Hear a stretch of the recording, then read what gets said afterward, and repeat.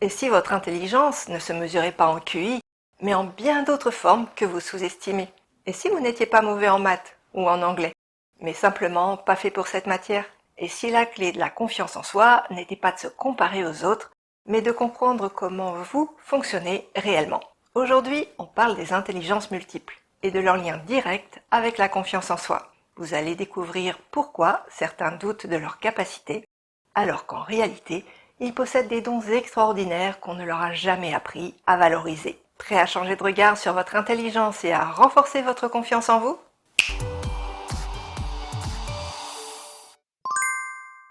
Howard Gardner et les intelligences multiples. Quand on parle d'intelligence, on pense souvent au QI, aux maths ou à la logique. Mais en réalité, l'intelligence ne se résume pas à ça. En 1983, Howard Gardner, chercheur en psychologie cognitive et professeur à Harvard, a complètement chamboulé notre vision et présenté un modèle révolutionnaire. Il n'existe pas une, mais 8 formes d'intelligence. Et ce n'était qu'un début. Il a toujours défendu l'idée que ce modèle pouvait évoluer et il a lui-même ajouté une 9e intelligence. Son idée? Nous avons tous une forme d'intelligence unique, qui peut être tout aussi précieuse qu'un raisonnement logique ou scientifique. Nous sommes tous intelligents à notre manière, mais l'école ne nous apprend pas à le voir.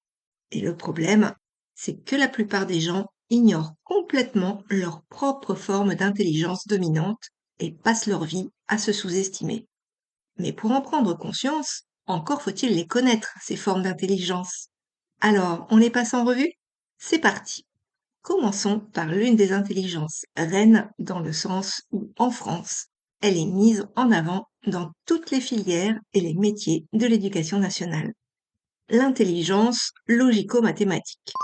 C'est celle qui nous permet de calculer, de repérer les structures, d'analyser les données, d'anticiper des résultats, d'organiser des idées avec une structure claire et de résoudre des problèmes avec logique.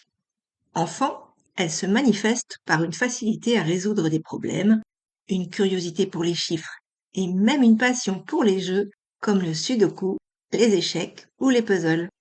Si plus jeune vous étiez celui ou celle qui trouvait un malin plaisir à résoudre des équations ou à démonter des objets pour comprendre comment ça fonctionnait, alors vous aviez déjà une intelligence logico-mathématique bien développée. Mais à l'inverse, si les maths vous semblaient être une langue extraterrestre, l'intelligence logico-mathématique n'était sans doute pas votre terrain de jeu logique. Dans le monde du travail, elle est partout, que ce soit pour planifier un budget, analyser des résultats ou construire un raisonnement solide, elle est une alliée précieuse pour une multitude de professions. Manager, ingénieur, comptable, marketeur, data analyst, entrepreneur, j'en passe et des meilleurs. Et contrairement à ce qu'on pourrait penser, même les créatifs en ont besoin. Une bonne idée mal structurée n'aboutit jamais. En résumé, quelques signes caractéristiques de cette intelligence.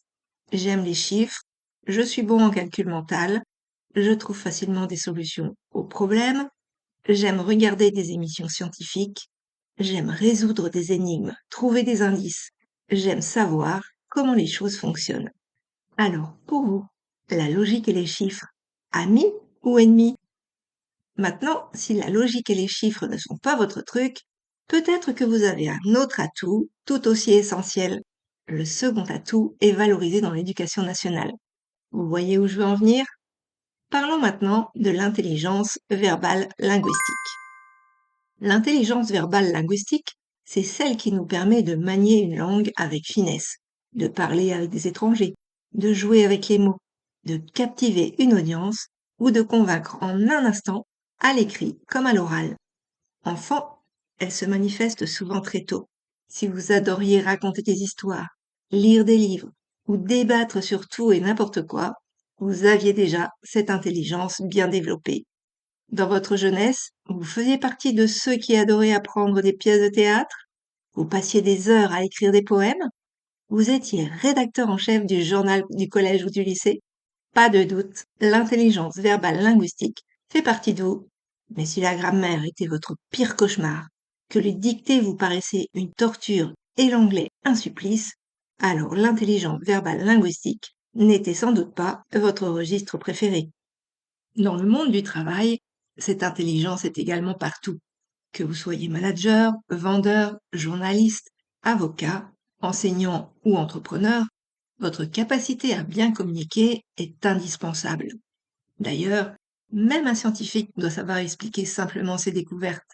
Et si vous maîtrisez plusieurs langues, vous possédez un atout inestimable. Bref, bien parler, bien écrire et être polyglotte offre des avantages indéniables. En résumé, quelques signes caractéristiques de cette intelligence. J'aime lire, j'aime écrire des lettres, des messages. Je suis bon en lettres, en orthographe. Je ne suis pas gênée pour parler devant les autres.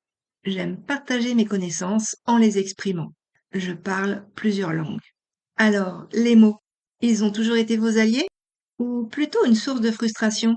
Vous ne vous êtes jamais reconnu dans ce portrait?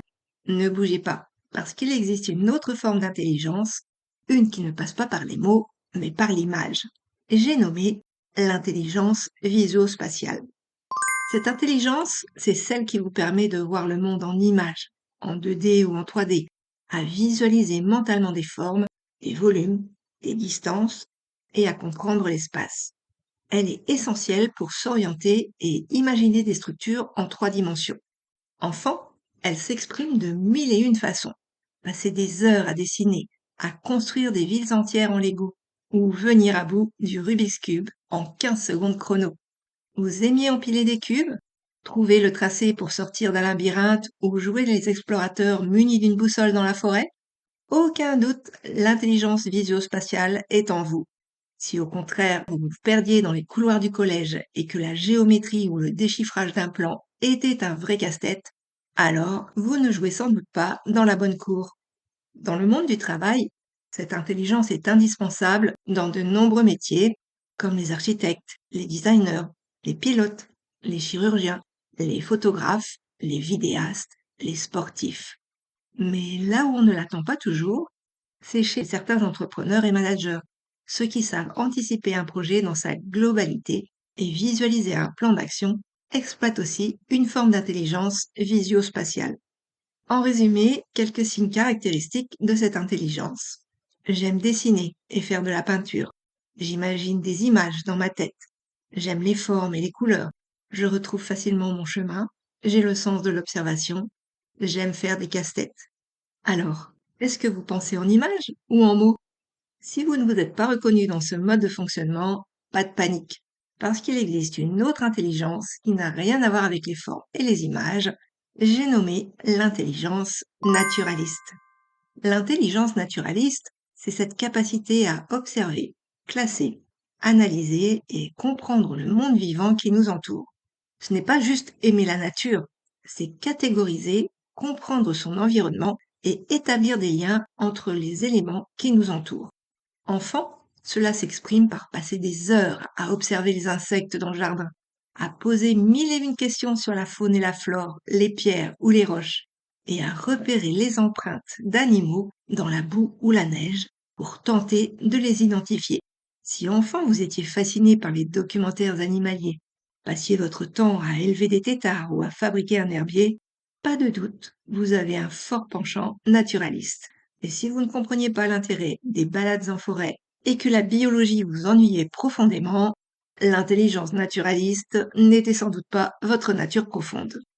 Dans le monde du travail, cette intelligence est essentielle dans les métiers liés à l'environnement et la recherche scientifique, comme les biologistes, les vétérinaires, les jardiniers, les agriculteurs, les géologues, les analystes de données, les archivistes, les historiens bien sûr, mais là où on ne l'attend pas, c'est chez les entrepreneurs et les innovateurs. Ceux qui savent observer leur environnement, repérer les tendances et s'adapter aux changements sont souvent ceux qui prennent les meilleures décisions et transforment leur secteur au lieu de simplement s'y adapter. En résumé, quelques signes caractéristiques de cette intelligence. Je classe les choses, je regroupe les choses qui se ressemblent, je questionne ou je lis pour avoir des informations, je m'occupe des animaux, je m'intéresse aux plantes, j'observe les oiseaux, j'aime le jardinage, je collectionne.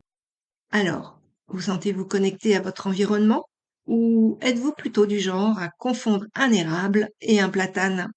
Savoir observer le monde extérieur, c'est une chose. Mais il existe une autre manière d'interagir avec le monde. Une manière qui passe par un tout autre canal. L'intelligence kinesthésique. L'intelligence kinesthésique, c'est cette capacité à apprendre et s'exprimer à travers le corps. Certains retiennent mieux en écrivant, en touchant, en manipulant ou en bougeant. C'est l'intelligence du mouvement, de la coordination et du ressenti physique. La capacité à mémoriser et comprendre en passant par le corps. Vous connaissez ces enfants incapables de rester assis en classe, qui bougent sans arrêt, grimpent aux arbres, sautent dans tous les sens, ou démontent tout ce qui leur passe sous la main. Plus jeune, vous reteniez mieux une leçon en expérimentant qu'en écoutant. Ça, c'est l'intelligence kinesthésique en action.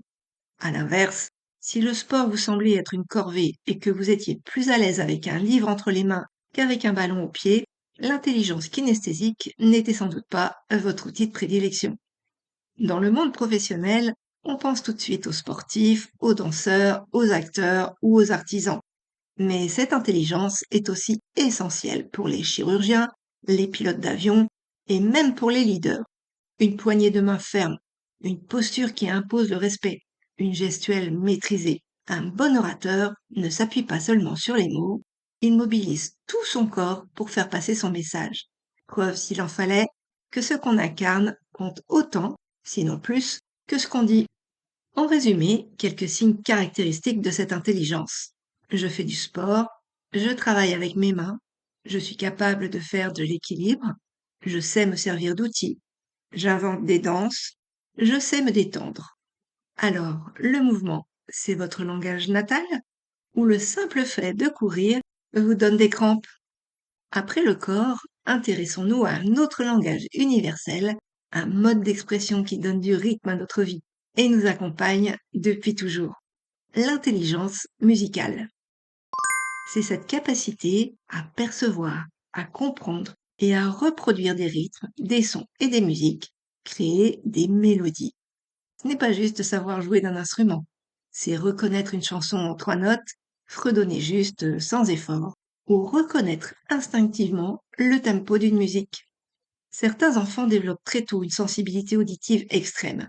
Ils chantent avant même de parler, transforment les ustensiles de cuisine en batterie, reconnaissent les chansons dès les premières notes et se transforment en véritables rockstars. Si enfant, vous étiez du genre à fredonner en permanence, à mémoriser les musiques de films, que vous transformiez tout ce qui vous tombait sous la main en percussion, pas de doute, vous aviez la musique dans la peau. Mais si vous avez toujours eu du mal à différencier une guitare d'un piano ou à taper dans vos mains en cadence, alors l'intelligence musicale n'est sans doute pas votre partition préférée. Naturellement, cette intelligence est cruciale pour les musiciens, les chefs d'orchestre, les compositeurs, les chanteurs et les ingénieurs du son. Mais la musique est partout, comme dans la publicité ou l'art-thérapie. Et les meilleurs orateurs savent que le ton et le rythme d'un discours sont plus impactants que les mots eux-mêmes. Savoir moduler sa voix, jouer avec le silence et capter l'attention par le rythme de son discours est une arme redoutable. En résumé, quelques signes caractéristiques de cette intelligence. Je chante, je joue d'un instrument de musique, j'aime danser au son de la musique, je siffle souvent, je reconnais les sons, les voix, je rythme avec mes pieds, mes mains. J'adore écouter la musique. Alors, vous entendez la musique dans tout ce qui vous entoure? Ou vos fausses notes résonnent jusque sous la douche? Mais la musique, ce n'est pas tout. Il y a une autre intelligence qui nous lie aux autres, parfois même sans un mot. On fait une courte pause. Si vous aimez ce type de contenu, cliquez sur j'aime et abonnez-vous. Ça aide la chaîne à toucher d'autres personnes curieuses comme vous de mieux se connaître. À présent, l'intelligence interpersonnelle, c'est cette capacité presque magique à comprendre les autres, à capter leurs émotions, à sentir ce qui se joue dans une conversation au-delà des mots.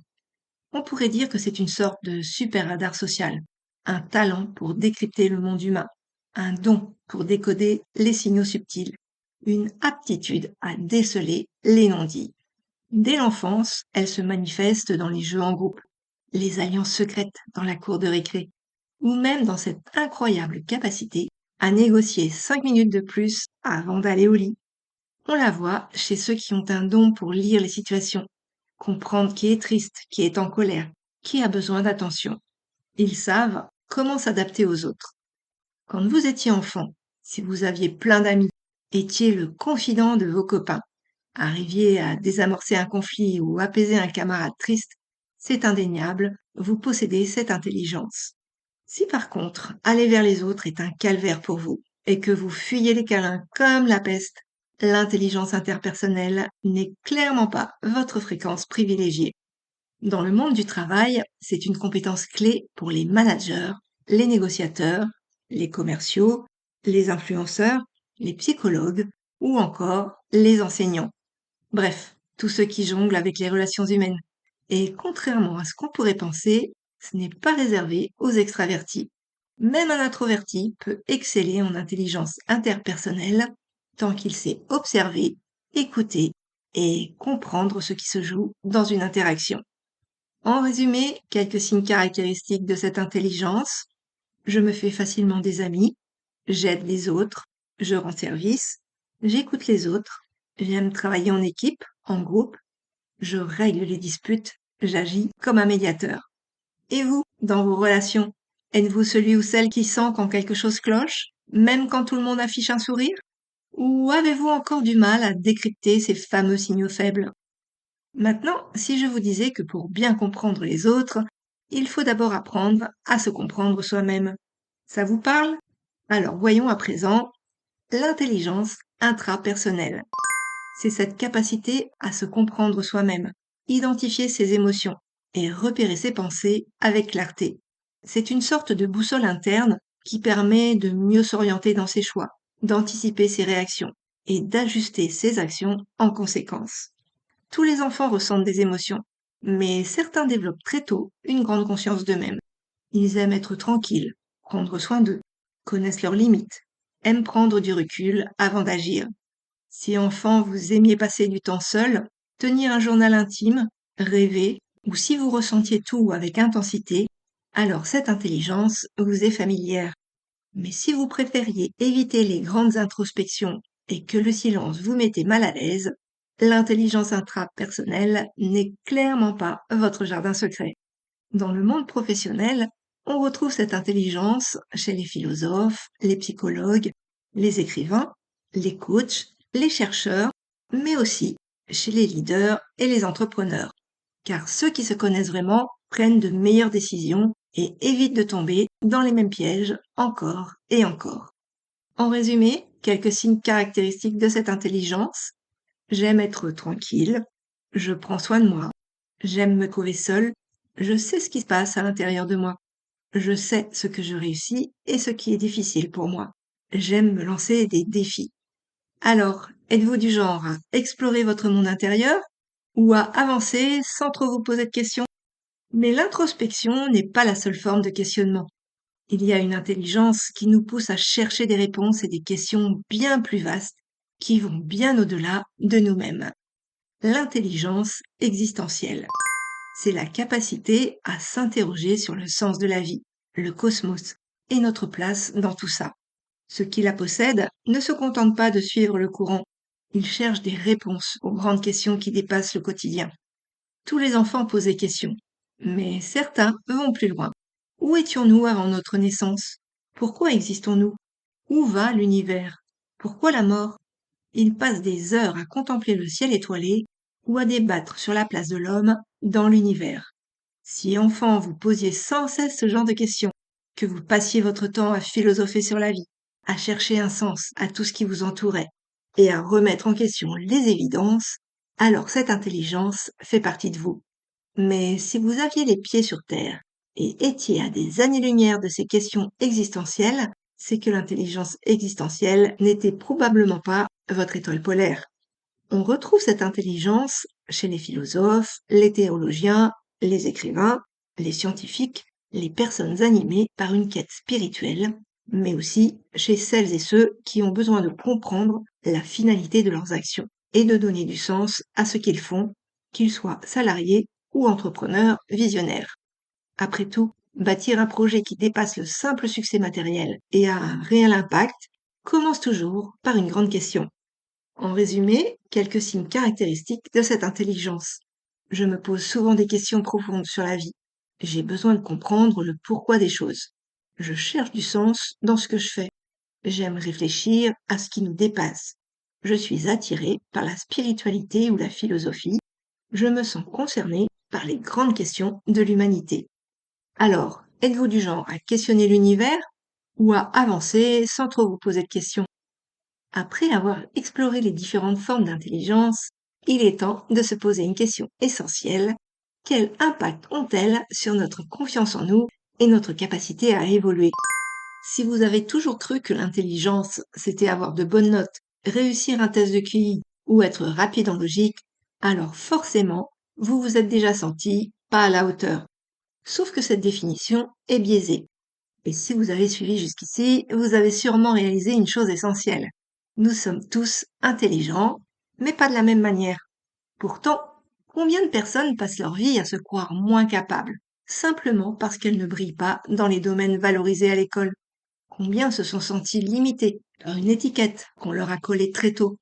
Parce que si on vous a toujours fait croire que seule l'intelligence académique comptait, comment auriez-vous pu en prendre conscience? À présent, vous savez qu'il existe plusieurs formes d'intelligence. Vous les possédez toutes, mais vous en avez développé certaines bien plus que d'autres. Et dans ces domaines-là, vous avez des compétences qui vous sont propres, des forces incroyables que vous utilisez peut-être sans même en avoir conscience. Comme l'a si bien dit Einstein, tout le monde est un génie. Mais si vous jugez un poisson sur sa capacité à grimper à un arbre, il passera sa vie entière à croire qu'il est stupide.